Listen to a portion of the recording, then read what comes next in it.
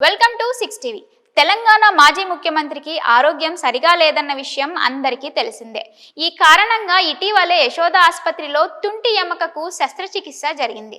ఇప్పుడు ఆరోగ్యం కాస్త కుదుటపడిన కారణంగా ఆసుపత్రి నుంచి డిశ్చార్జ్ చేసే అవకాశం ఉంది.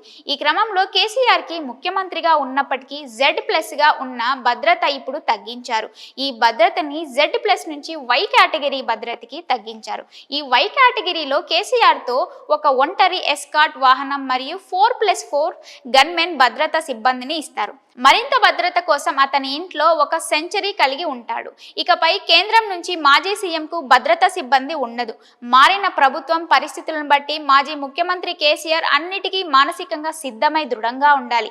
మాజీ సీఎంకి ప్రభుత్వ నిధులతో ఏర్పాటు చేసే భద్రతా సిబ్బందిలో తప్పకుండా కోత పెట్టవలసి ఉంటుంది. అందుకు కేసీఆర్ ఏమీ మినహాయింపు కాదు. మాజీ మంత్రులకు, ఎమ్మెల్యేలకు కూడా ప్రభుత్వం తరపున ఎటువంటి భద్రతా సిబ్బంది రావడం లేదు. కార్పొరేషన్ చైర్మన్లకు కూడా గన్మెన్లను తొలగించి ప్రస్తుతం ఎమ్మెల్యేలకు మాత్రమే 2+2 భద్రతా సిబ్బందిని ఇవ్వనున్నారు.